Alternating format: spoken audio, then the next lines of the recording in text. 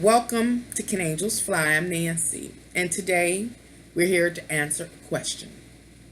And the question is, how can we change shit into sugar? This is a lesson in alchemy. So what is alchemy? Let me look for my definition. Alchemy is seemingly a magical process of transformation, creation, or combination. It is the medieval forerunner of chemistry, based on the supposed transformation of matter. Moreover, it was concerned particularly with attempts to convert base metals into gold, or to find a universal elixir. Well, let me go back and talk a little bit about what I just shared. And I want y'all to know the reason why I'm so lackadaisical and somewhat detached is because this is like the fourth time I tried to make this video and I just can't get it out. So what do I ask you to do when I'm having difficulties? Well, it's to ride the wave with me. As I mentioned, the question is, how do we change shit into sugar? And this is a lesson in alchemy. I just read the definition, or some definitions of alchemy. The first thing it pointed out is that it is considered a magical process. This video is here to show that it is not a magical process. It is not a part of the mystery schools of the past. In the definition, it also shared that alchemy is the medieval forerunner of chemistry. I bring that back up because of the time period. Medieval. During the medieval times and prior, we didn't know about a lot of these elements I've offered here on my partial periodic table.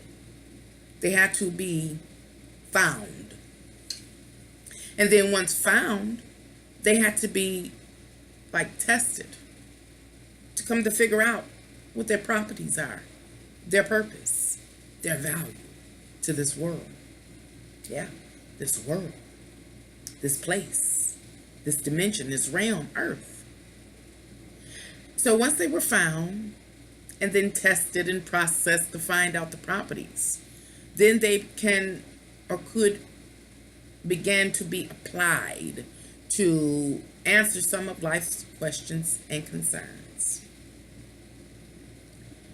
As I read the definition of alchemy, it also talked about combining various elements, hoping to produce gold and elixirs. What are some of the elixirs we know that mankind has been in search of? Well, how about the elixir for youth? Or the elixir as a cure to death? We're still searching. But anyway, alchemy was also defined as chemistry. You know, your high school subject, chemistry.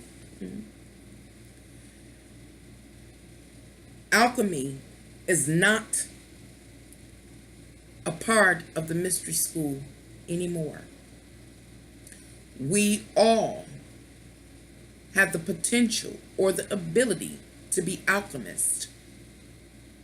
We have the potential to be the magician as depicted in the tarot cards. Now let's find out the definition of chemistry.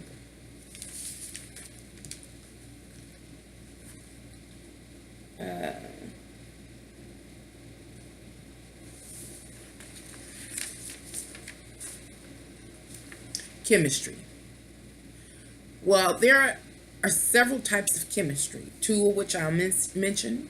It is organic chemistry, and it is the study of structure, properties, composition, mechanisms, and reactions of organic compounds.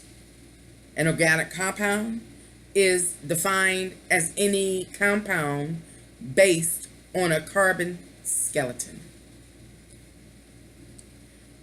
The other type of chemistry I will share is physical chemistry, and it is defined as the study of physical and fundamental bases of chemical systems and processes. I read those definitions just to create a bridge or understanding of how chemistry is alchemy.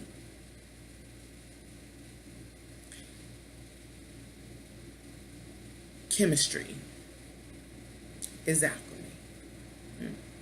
How do you change shit into sugar?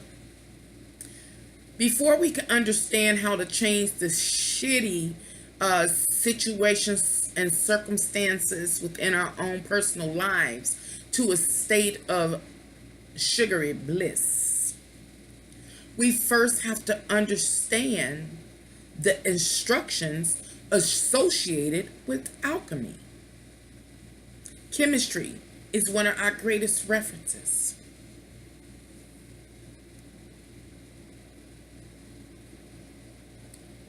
I've done this video multiple times, as I've mentioned, so I don't even know if I've said this, but just in case I haven't said it, I'm about to repeat it and move that particular idea forward. In the past, during the medieval times, we didn't have or had not found all of these elements, and this is just a partial periodic table. There are so many more elements to our periodic table. Over time, these things were discovered, categorized, tested for their properties, and then applied into this physical world in order to solve a problem or bring something into existence.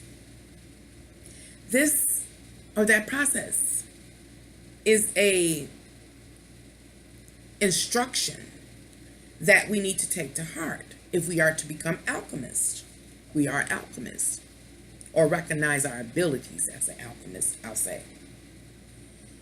Let's parallel that.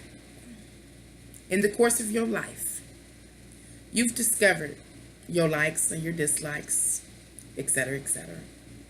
You were building your own personal periodic table through your life experiences.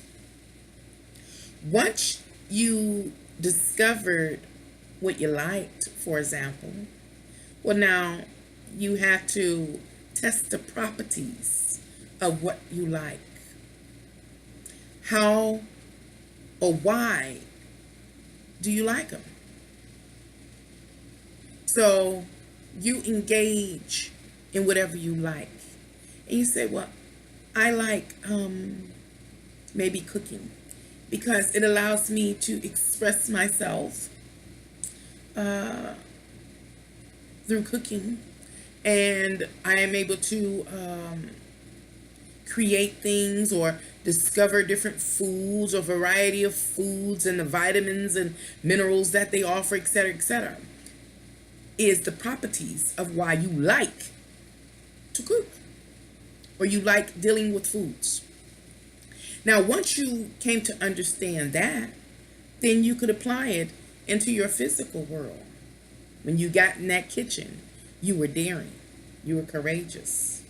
You may have even gone as far as to open up your own catering business or restaurant. You applied it. That line of experience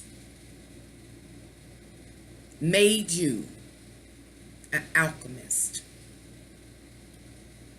You took an element an experience, a particular experience in this physical world, and you transformed it into something that made your life much sweeter.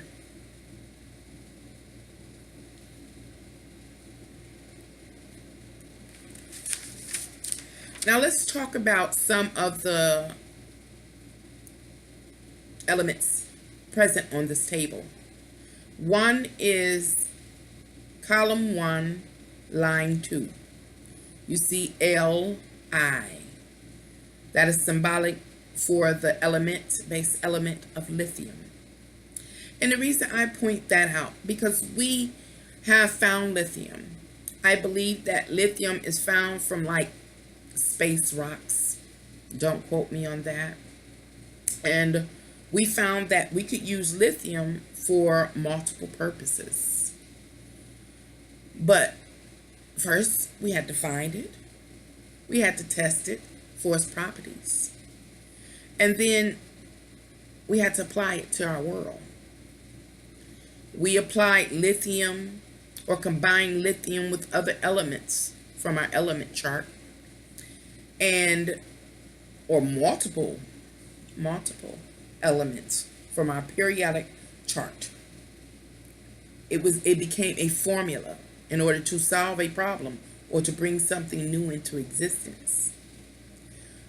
What have we been able to do with lithium once in its purest state, as well as creating a formula or combining other elements with it in order to create something or solve a problem? Well, lithium is naturally found in vegetables. We consume it. Lithium has been used to create medicines that address issues of psychological problems such as bipolarism. Lithium has been used in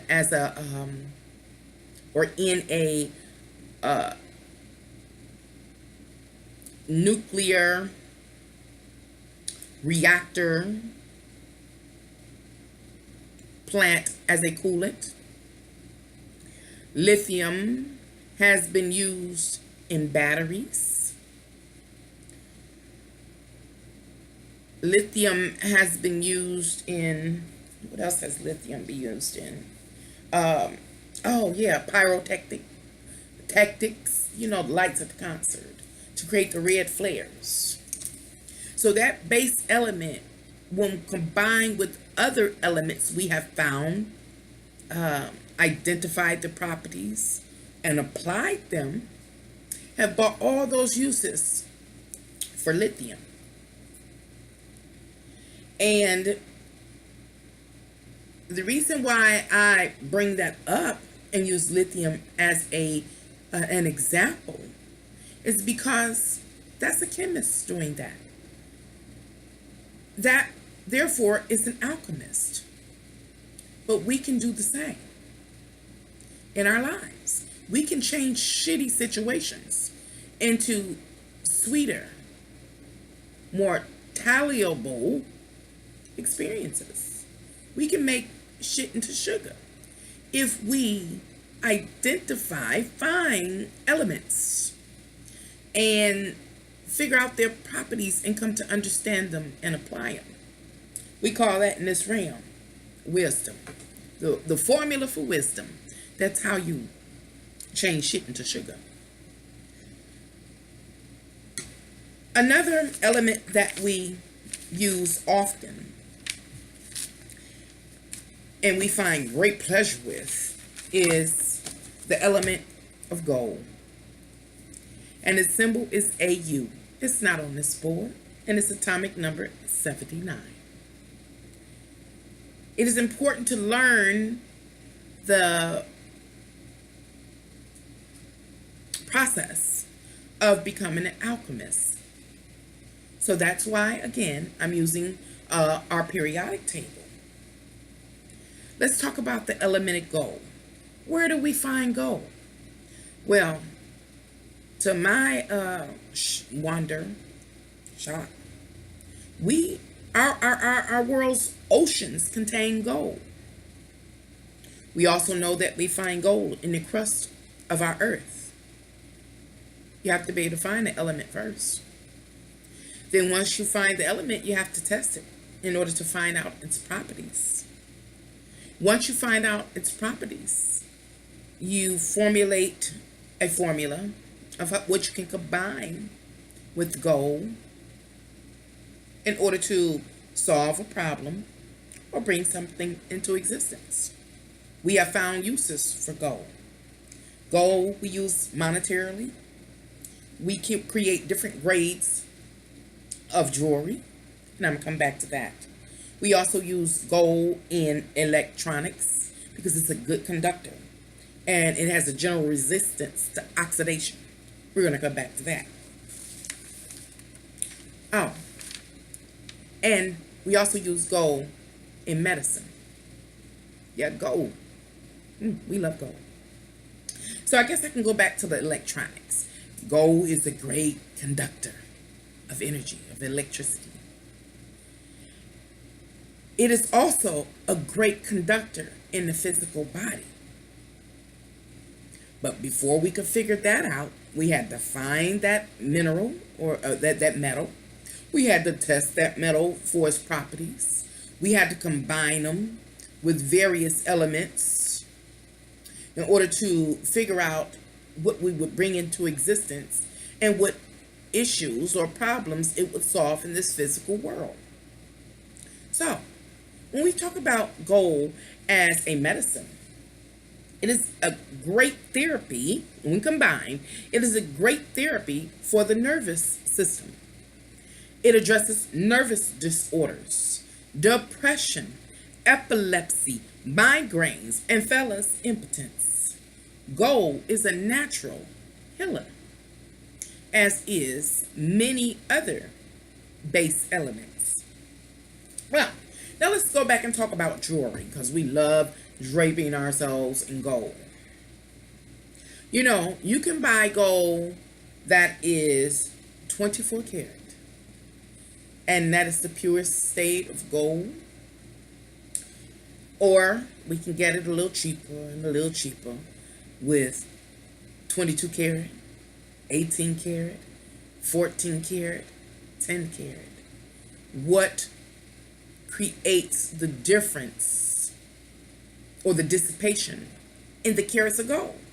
Well, it's because we start combining gold, the pure element of gold, the metal, with other elements of our periodic table, such as copper and other base metals and silver and other alloys. The less gold, the less carats of gold immediately let you know that there's an increase of another base metal. A formula had been created and applied in order to bring into existence something that brings us pleasure, that actually satisfies our second house in astrology. But I'm going to go on. And I bring that up because we all have the capacity to be alchemists, chemists, if it makes it clear for you. And understanding the rules to being an alchemist, a chemist, a magician are basically the same. You must identify, you must find the element. What could be an element? Your likes. You must learn the properties of your likes, breaking down what you like and why you like it. Then you may also discover the opposite of what you don't like, and coming to understand why you don't like what you don't like. Then you formulate a formula, and that formula says, I like this because of this, and I don't like whatever you don't like because of this. And therefore, I'm creating a whole outcome, one whole outcome. What might that outcome be, and what might it address? Well, in this case, it addressed making sure that you're able to change a circumstance or situation from shit into an experience that is sweet to your palate. And how are you doing that? By applying what you know. And you know what you like. You know why you like it. And you're not going to allow that to be disrupted or disturbed or combined with anything that runs contrary to what you like. So it can't be a part of the formula that will ultimately bring you your whole experience. I hope I made that make sense. Let me go on and close this video with this statement. Is that, remember, there are rules, there are instructions to alchemy, to chemistry, to being a magician in your life, in this world. If you don't, or if you haven't found the element, that means you can't work with it. If you haven't found the element, that means that you don't understand the properties of that element, so you can't apply it. If you have not found an element, that means you can't mix it with something else in order to create or manifest something into existence that answers or addresses a question or a concern in your life. An example of that. There's someone that you're interested in, and y'all get together, but is something missing? What is missing? What element is missing that you don't have, you haven't found? You can't understand because you don't know the properties, because you haven't found it. It could be, example, their psychological state that has been created by their past experiences. You don't know that. You haven't found it. You haven't paid attention. You end up getting into a relationship with them, and boom, just like in a chemistry lab, boom, something blow up. Why did that explosion happen? Why did the tower card happen? It is because you didn't know about this chemical. You didn't know about this element that existed within the other person. You tried to create a particular experience. Let's say, keeping with the example, a romantic experience, a love experience. But in order to get to this love experience, a formula had to be created. And that formula consisted of you and your emotional needs, wants, desires, your likes, your dislikes, etc., etc. Plus their wants, likes, psychological state, as well as yours, etc., etc. Creating your experience with them. Boom. What you didn't identify in that formula, because see, you didn't know you were an alchemist. You didn't know that you were creating a formula. Was that there was something highly nuclear or explosive that was added in to your elixir. And that might have been, as I used in the example, that significant other, that special love interest, had some deep psychological wounds. That element was the explosive element that was combined into your formula for love. So next time you go to enter a relationship or perform any, or to have any life experience for that matter, always remember, step by step, you are creating a formula in order to bring about the results that you desire. You must understand if you have gotten all of the elements necessary to bring about your desired outcome, your desired experience. If you haven't found, if you come to understand that you haven't found a particular element, then you should be very, very cautious, because there's potential for an explosion in your chemistry lab called life. But if you know that you have gathered all of the appropriate elements and you have cautiously combined them to see what they can bring about, finding if they work together or not, and you're able to formulate that formula successfully, then you can be guaranteed that you are an alchemist, a chemist, a magician, capable of manipulating circumstances, situation, and people in your favor. Thank you for coming to Can Angels Fly. Until next time, bye.